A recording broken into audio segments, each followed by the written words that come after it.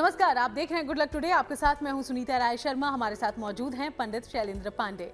पंडित जी, आपका बहुत बहुत स्वागत है। नमस्कार। दीपावली, दीपोत्सव, ये 5 दिनों का त्योहार और इसका चौथा और अहम दिन है अन्नकूट और गोवर्धन पूजा का।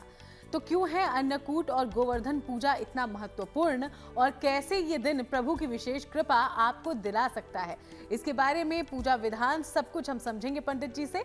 शो की शुरुआत कर लेते हैं गुड लक मंत्र से। पंडित जी,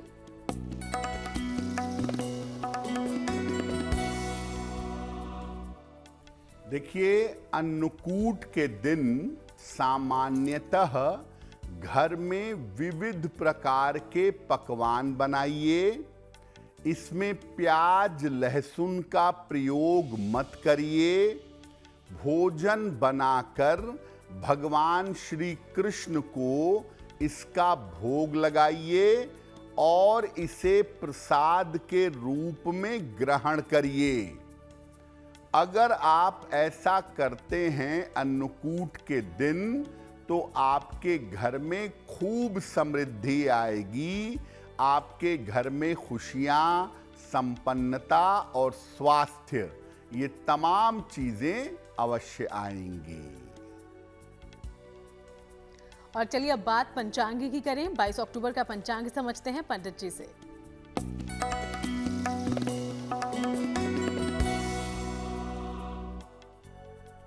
दिनांक 22 अक्टूबर 2025, दिन बुधवार। तिथि है कार्तिक शुक्ल पक्ष की प्रतिपदा तिथि, रात के 8:16 तक। नक्षत्र है स्वाति नक्षत्र। चंद्रमा तुला राशि में संचरण कर रहे हैं। राहु काल का समय दोपहर 12 बजे से 1:30 तक। उत्तर दिशा की तरफ यात्रा करने की मनाही है, लेकिन अगर यात्रा करना जरूरी है, मजबूरी है, तो जरा सी हरी सौंफ खाकर और भगवान का स्मरण करके यात्रा करेंगे तो मुश्किल से बचे रहेंगे।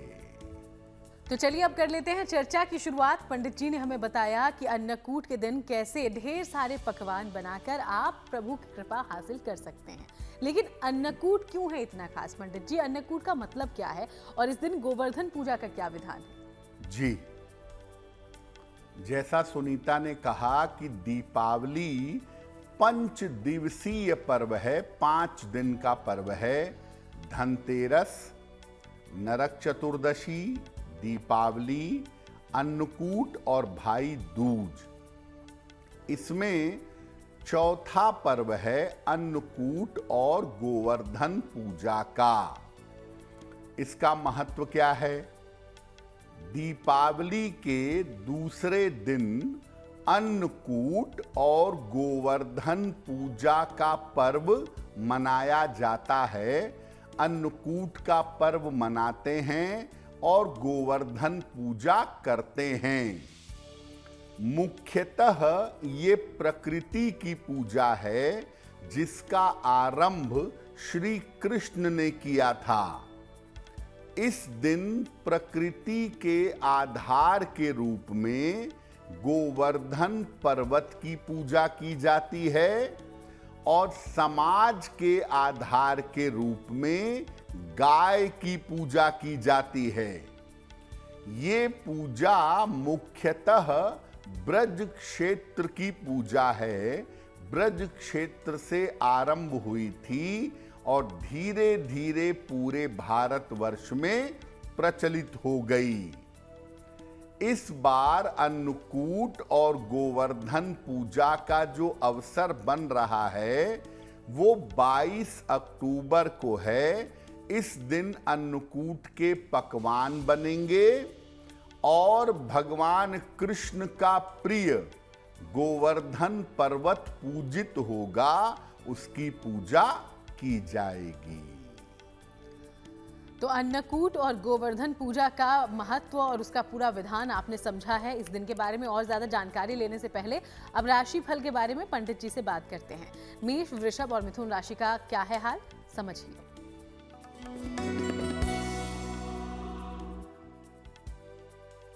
मेष राशि, स्वास्थ्य आपका कुल मिला जुलाकर ठीक बना रहेगा। धन लाभ के योग बन रहे हैं। परिवार में मंगल कार्य होंगे। किसी निर्धन व्यक्ति को अगर धन का दान कर दें तो दिन बेहतर होगा। शुभ रंग होगा आपके लिए आसमानी और भाग्य का मीटर आपको नंबर दे रहा है 75% उत्तम भाग्य आपके साथ बना हुआ है।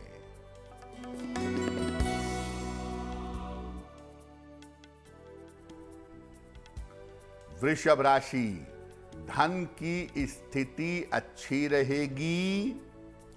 कारोबार में आपको लाभ होगा। स्वास्थ्य उत्तम हो जाएगा। खाने पीने की वस्तु का दान करें तो दिन बेहतर होगा। शुभ रंग होगा आपके लिए क्रीम और भाग्य का मीटर आपको नंबर दे रहा है 75% उत्तम भाग्य आपके साथ बना हुआ है।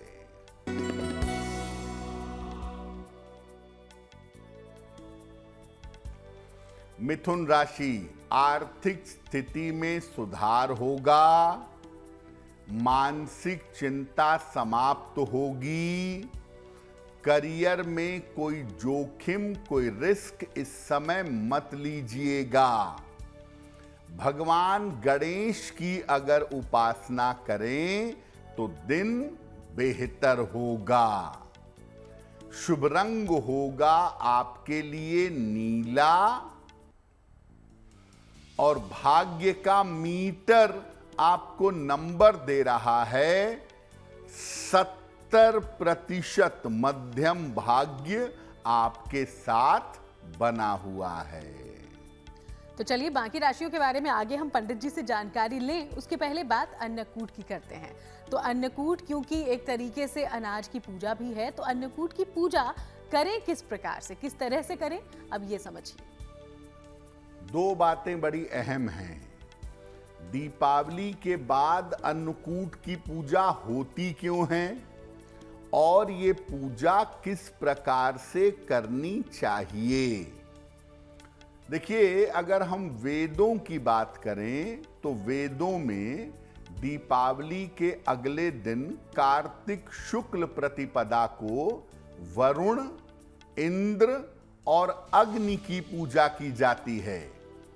साथ में गायों का श्रृंगार करके उनकी आरती की जाती है और उन्हें फल मिठाइयां खिलाई जाती हैं।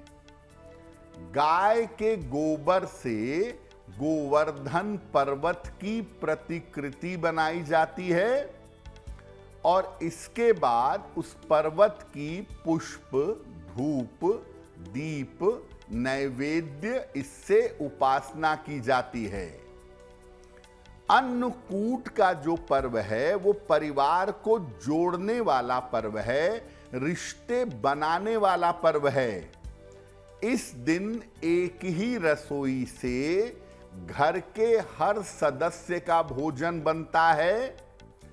भोजन में विविध प्रकार के पकवान बनाए जाते हैं और भगवान को समर्पित करके इन पकवानों को ग्रहण किया जाता है। दीपावली के बाद शरद ऋतु आगे बढ़ने लगती है तो शरीर के खान पान का, भोजन का सिस्टम जो है ना वो बदलने लगता है। इसीलिए अब आपके भोजन में बदलाव होगा आप थोड़ा सा हैवी भोजन करेंगे, ड्राई फ्रूट वाला रिच फूड खाएंगे। उसकी शुरुआत होती है अन्नकूट से और ये रिच फूड खाना बंद होता है मकर संक्रांति पर। तो बेसिकली अन्नकूट का पर्व मनाते हैं परिवार के सभी लोगों को एक साथ जोड़ने के लिए और अपने भोजन के आदतों में परिवर्तन करने के लिए। देखिए, हर त्योहार का न सिर्फ धार्मिक बल्कि एक तरीके से जीवनचर्या के तौर पर भी देखें तो बहुत महत्वपूर्ण हो जाता है ये दिन। और सनातन धर्म में तमाम चीज़ें कहीं ना कहीं मौसम और तमाम स्थितियों को देखकर फैसले किए जाते हैं, डिसाइड किए जाते हैं। तो इसीलिए अन्नकूट का भी बेहद खास महत्व है। इसके बारे में और ज़्यादा जानकारी हम आगे लें उसके पहले कर्क सिंह और कन्या राशि का राशिफल।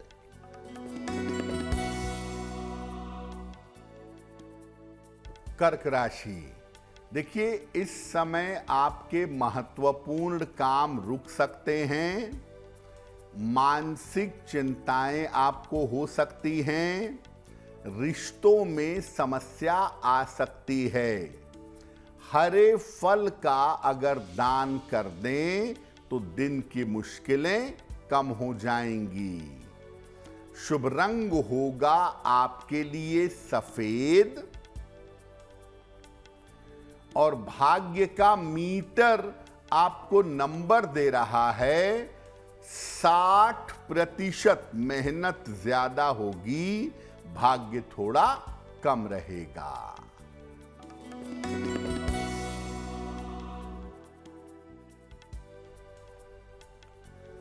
सिंह राशि, कोई शुभ सूचना आपको मिल सकती है।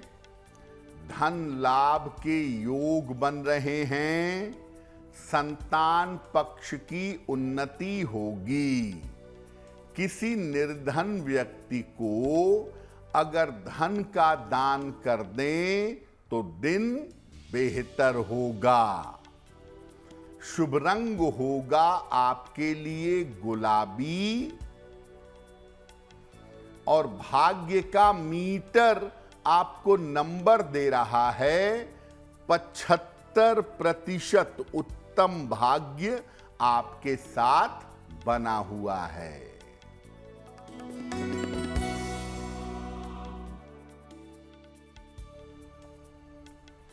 कन्या राशि, धन और उपहार की प्राप्ति होगी।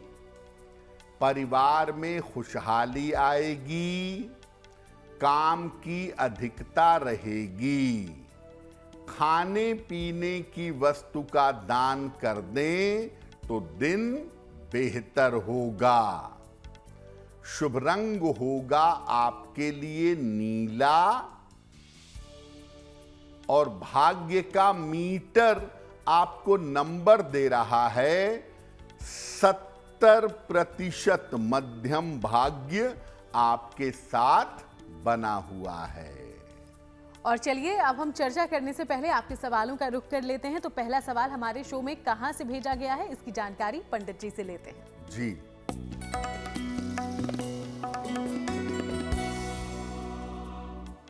आज का पहला प्रश्न सलोनी ने हमें लिखा है और सलोनी हमें हरियाणा से मेल लिखती हैं। 26 फरवरी 1993 का जन्म है। रात में 11:32। जन्म स्थान है अंबाला, हरियाणा। सलोनी कह रही हैं कि मैं अभी गुड़गांव में नौकरी कर रही हूं और नौकरी मेरी अच्छी चल रही है, सब कुछ ठीक है, लेकिन मेरा विवाह नहीं हो पा रहा है। तो मेरा विवाह कब तक होगा और वैवाहिक जीवन कैसा रहेगा?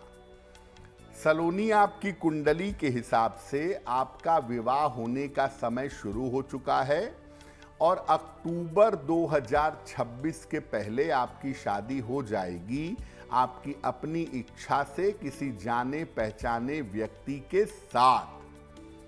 विवाह जब भी करिए, लड़के का बृहस्पति कैसा है और संतान पक्ष कैसा है ये देखकर शादी करिएगा, क्योंकि पता चला कि पहले शादी में विलंब हो रहा है और बाद में संतान होने में झंझट होने लगी, तो संतान वाला पक्ष मैच करके तब विवाह करिएगा तो अच्छा रहेगा। एक ओपल बनवा के पहन लीजिए, 12 से 14 रत्ती का ओपल चांदी में, दाहिने हाथ की तर्जनी उंगली में।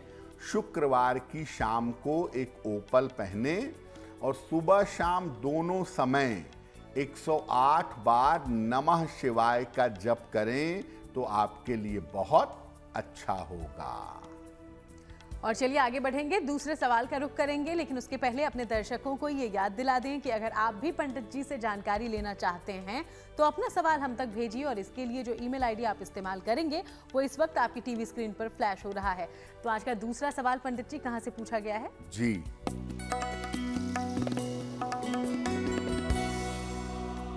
अगला प्रश्न शशांक भटनागर जी ने हमें लिखा है और शशांक हमें मेल लिखते हैं बेंगलोर से। इनकी जन्म की तारीख है 20 नवंबर 1979, 1979, शाम के 6:10। जन्म स्थान है आगरा, उत्तर प्रदेश। शशांक कह रहे हैं कि मैं नौकरी छोड़ करके अपना व्यापार करना चाहता हूं। क्या मेरे लिए व्यापार करना बेहतर होगा और मेरा आने वाला समय कैसा रहेगा? शशांक, आपकी कुंडली के हिसाब से आपके लिए व्यापार करना सूटेबल नहीं है। आप व्यापार में मत जाइए।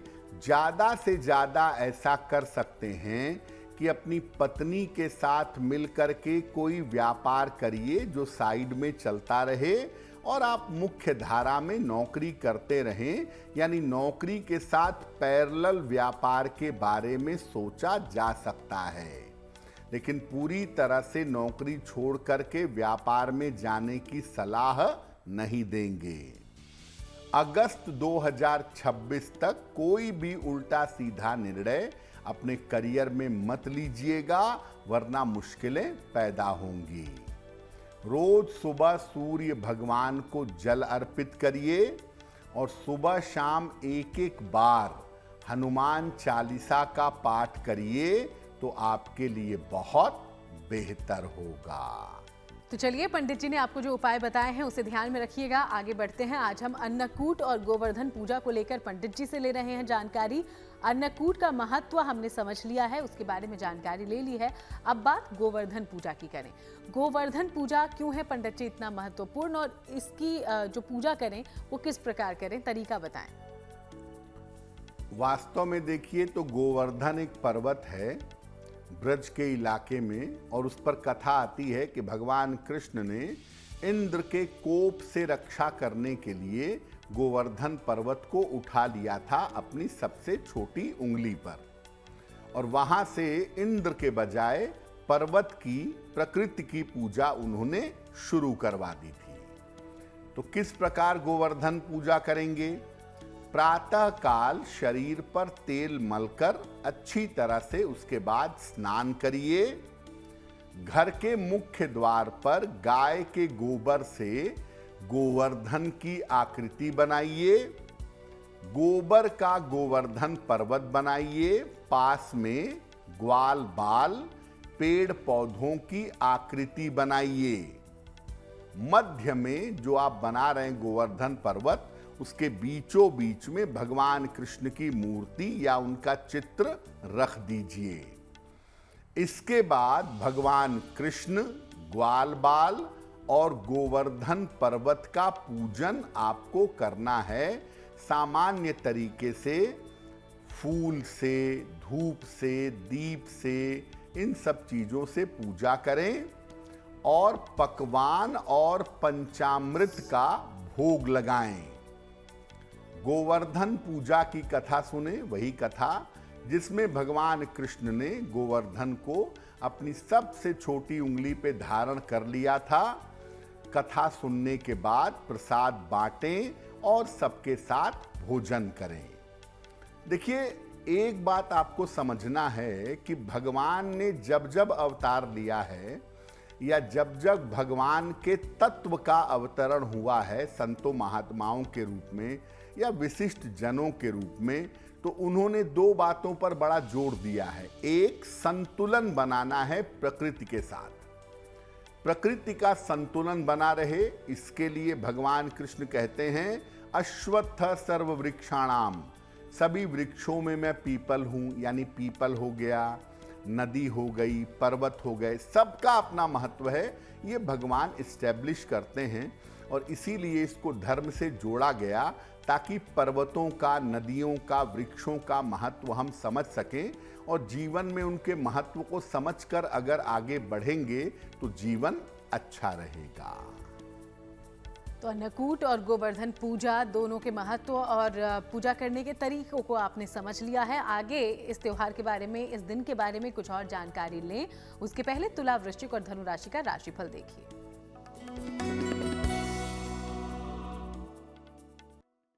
तुला राशि, करियर में आपके सुधार होता हुआ दिखाई दे रहा है।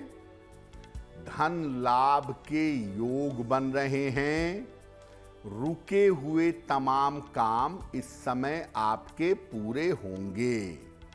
भगवान गणेश की अगर उपासना करें तो आपका दिन बेहतर होगा।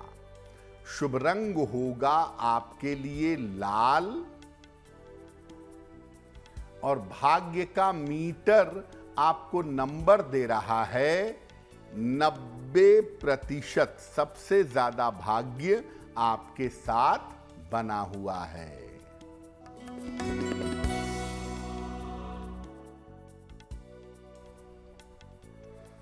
वृश्चिक राशि, स्वास्थ्य का ध्यान रखें, परिवार में विवादों से बचाव करें, कर्ज का लेन देन ना करें। किसी निर्धन व्यक्ति को अगर हरे फल का दान कर दें तो दिन बेहतर होगा। शुभ रंग होगा आपके लिए नीला और भाग्य का मीटर आपको नंबर दे रहा है 60%। मेहनत ज्यादा होगी, भाग्य थोड़ा कम रहेगा।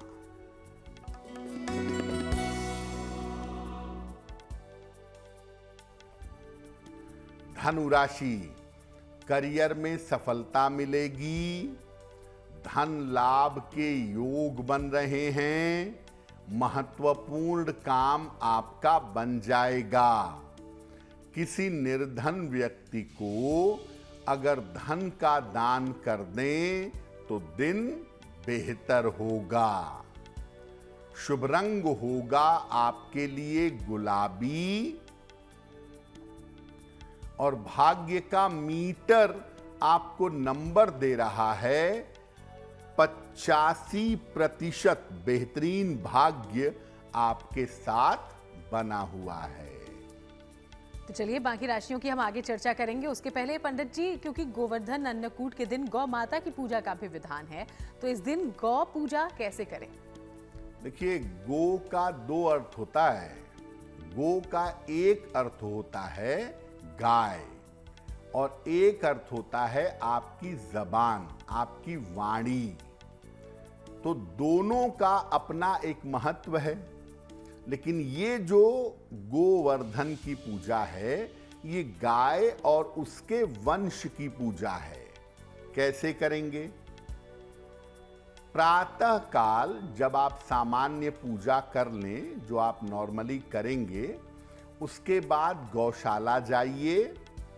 संभव हो अगर तो गाय को स्नान करवाइए। इसके बाद गाय का श्रृंगार करिए, तिलक लगाइए। बहुत सारे लोग गाय को गले में माला भी पहना देते हैं, वो भी चाहें तो कर लें। गाय को अपने हाथों से फल और मिठाई खिलाइए। इसके बाद गाय को आप चाहें तो श्रद्धा पूर्वक हरा चारा भी खिला सकते हैं, और आप चाहें तो हरे चारे के लिए कि वहां पर गाय को हरा चारा मिलता रहे, इसके लिए गौशाला में दान भी कर सकते हैं। इसके बाद गाय के पैरों के पास की थोड़ी मिट्टी लेकर उसका तिलक करें। बड़ा महत्वपूर्ण है ये। गौशाला की मिट्टी, गाय के पैरों के पास की मिट्टी के चमत्कारी प्रयोग होते हैं, आपको कभी बताएंगे, लेकिन मुख्यतः आप ये जान लीजिए कि आप जब गो पूजन करेंगे गोवर्धन पूजा के दिन, तो गाय को फल खिलाने के बाद, चारा खिलाने के बाद उसके पैरों के पास की जो मिट्टी है जरा सा लेके तिलक करिए और प्रार्थना करिए कि गाय के वंश का विस्तार हो। और ऐसा माना जाता है हिंदू परंपरा में कि गाय के शरीर में सारे देवी देवताओं का वास है, तो उनकी कृपा आपको मिले, ऐसी प्रार्थना आपको करनी चाहिए। तो आपने अन्नकूट और गोवर्धन पूजा पर कैसे करें पूजा, क्या हो इसका पूरा विधान, गौ पूजन कैसे करें, ये सारी जानकारी ले ली है। उम्मीद है कि आपको इससे फायदा होगा। आगे बढ़ते हैं, मकर, कुंभ और मीन राशि का दैनिक राशिफल क्या है, इस बारे में जानते हैं।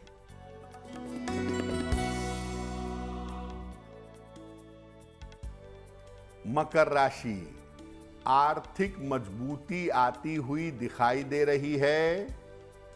सेहत आपकी अच्छी रहेगी। संपत्ति का लाभ होगा। भगवान गणेश की अगर उपासना करें तो दिन बेहतर होगा। शुभ रंग होगा आपके लिए पीला और भाग्य का मीटर आपको नंबर दे रहा है 80%। बहुत अच्छा भाग्य आपके साथ बना हुआ है।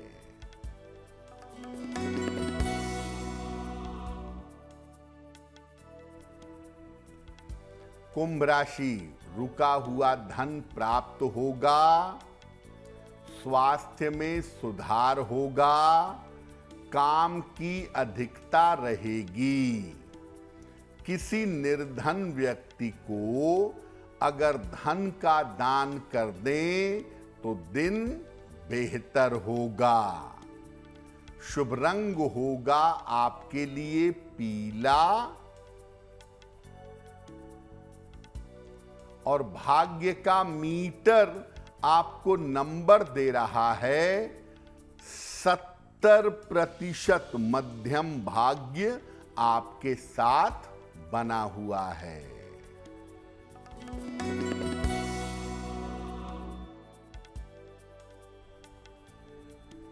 मीन राशि, मानसिक चिंताएं हो सकती हैं।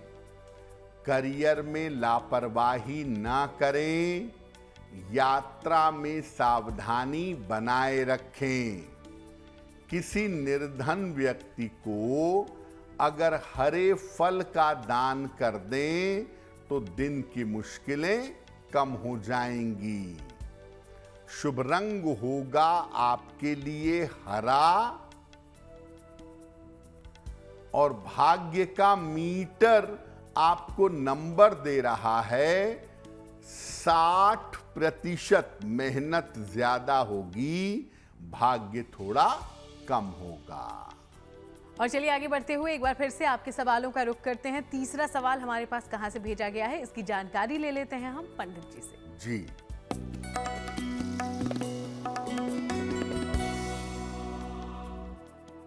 अगला प्रश्न मुरारी जी ने हमें लिखा है और मुरारी जी हमें बिहार से मेल लिखते हैं।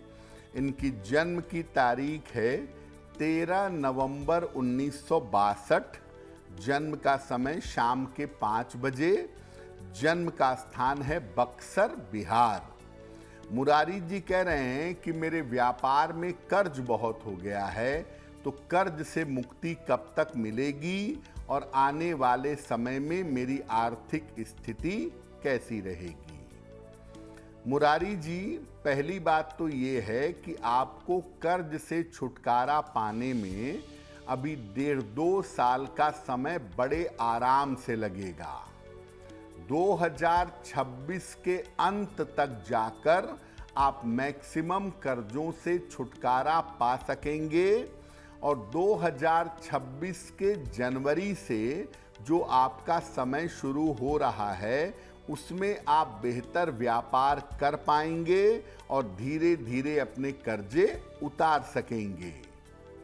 एक मूंगा बनवा के पहनिए। 12 से 14 रत्ती का मूंगा तांबे या सोने की अंगूठी में, दाहिने हाथ की अनामिका अंगुली में, मंगलवार की प्रातः मूंगा धारण करें और रोज सुबह ऋण मोचन मंगल स्तोत्र, ऋण मोचन मंगल स्तोत्र का पाठ करें। आपके लिए बहुत बेहतर होगा। और चलिए अब आज के चौथे और आखिरी सवाल को भी जान लेते हैं, लेकिन उसके पहले अपने दर्शकों को फिर से याद दिला दें कि अगर आपके जीवन में कोई भी समस्या है, आप चाहते हैं पंडित जी आपको गाइड करें, तो अपना सवाल हम तक भेजिए। और इसके लिए जो ईमेल आईडी है वो इस वक्त आपकी टीवी स्क्रीन पर फ्लैश हो रहा है। तो आज का चौथा सवाल पंडित जी कहाँ से भेजा गया है? जी,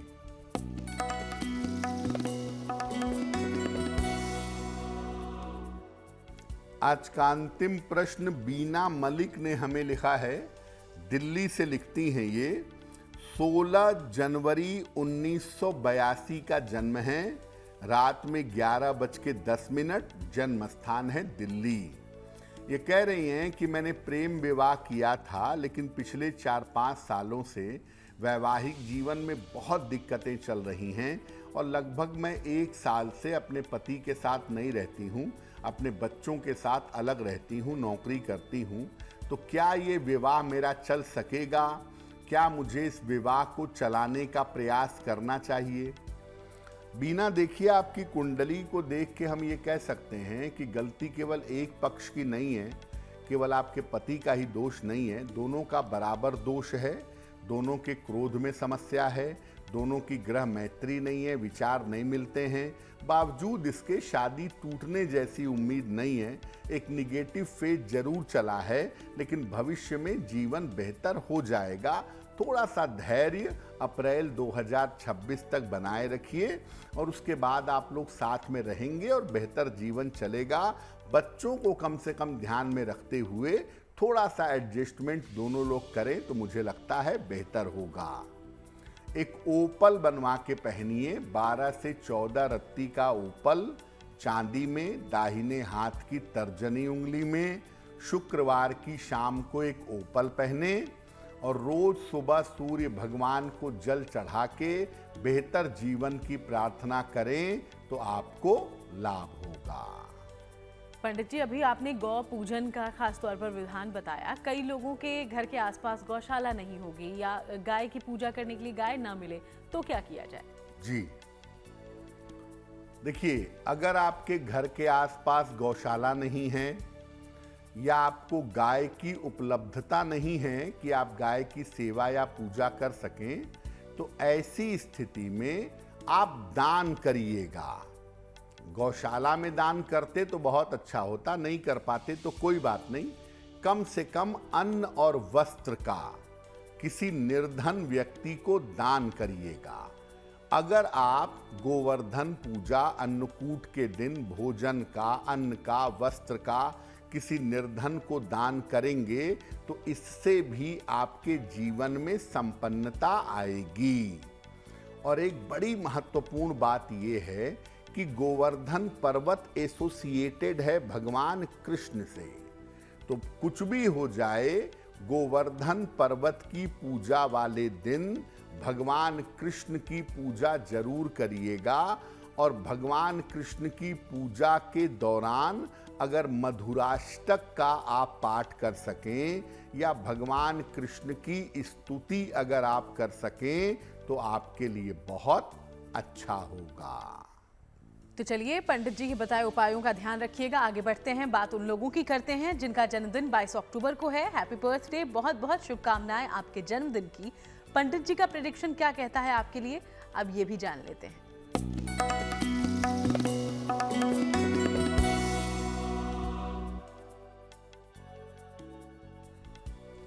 जिन लोगों का जन्मदिन 22 अक्टूबर को है, उन्हें हम सबकी तरफ से जन्मदिन की हार्दिक शुभकामनाएं। आने वाले साल में स्वास्थ्य की स्थिति का ध्यान रखें। करियर में किसी तरह का जोखिम या रिस्क मत लीजिए। अप्रैल से स्थितियों में सुधार होना शुरू हो जाएगा और धन की स्थिति कुल मिलाकर आपकी ठीक बनी रहेगी। क्या उपाय करेंगे? पूरे साल भर भगवान शिव की अगर आप उपासना करें तो ये वर्ष आपके लिए बेहतर होगा। और चलिए अब बारी आज की जिज्ञासा की है। जिज्ञासा में सवाल ये पंडित जी कि कई लोग ऐसा कहते हैं, दावा करते हैं कि जल के प्रयोग से भी किसी का स्वास्थ्य ठीक किया जा सकता है, ये मुमकिन है? देखिए, जल को अगर मंत्रों से अभिमंत्रित किया जाए तो जल विशेष शक्तिशाली हो जाता है। जल को हाथ में लेके लोग मंत्र पढ़ते हैं, पात्र को हाथ में लेके जल का मंत्र पढ़ते हैं। ऐसा जल रोगी को पिलाने से स्वास्थ्य में सुधार होगा, लेकिन किस मंत्र से आप जल को अभिमंत्रित करेंगे ये जानना आपके लिए जरूरी है। अभिमंत्रित करके जल का प्रयोग करने से आप जल के प्रयोग से किसी भी प्रकार की मनोकामना पूरी कर सकते हैं। और चलिए अब जानते हैं कि 22 अक्टूबर के लिए शुभ पहर आखिर कौन सा होगा पंडित जी? दिनांक 22 अक्टूबर 2025 दिन बुधवार। शुभ पहर का समय है शाम को 7:30 से रात के 9 बजे के बीच में। इस समय में भगवान कृष्ण की आरती करिएगा। ऐसा करने से आपकी मानसिक और शारीरिक समस्याओं में सुधार होगा। लेकिन करेंगे शुभ पहर में ही। 22 अक्टूबर बुधवार शाम को 7:30 से रात के 9 बजे के बीच में। तो चलिए अब आगे बढ़ते हैं और बात करते हैं आज की गुड लक राशि की, जो कि है तुला। पंडित जी, तुला राशि के बारे में क्या है जानकारी? हम आपको बता रहे हैं कि अलग अलग राशि के लोगों को अपने पास ऐसी कौन सी वस्तु रखनी चाहिए जिससे उनका भाग्य उनकी सहायता करे। आज की गुड लक राशि है तुला। आप एक सफेद रंग का रत्न, सफेद अमेरिकन डायमंड समझ लीजिए या सफेद कांच समझ लीजिए, ये आप धारण जरूर करिएगा। आप मानसिक और आर्थिक समस्याओं से बचे रहेंगे। और चलिए अब आगे बढ़ते हैं और जानते हैं पंडित जी महा उपाय में वैवाहिक जीवन में जुड़े अनावश्यक कलेश के बारे में क्या जानकारी देने वाले हैं? जी,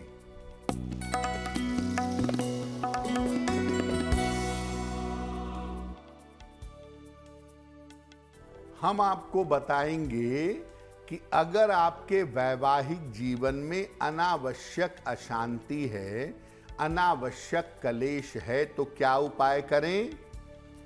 हर शुक्रवार को शिव जी के मंदिर जाएं, 1 लोटा जल घर से भरकर ले जाएं और शिव जी को अर्पित करें।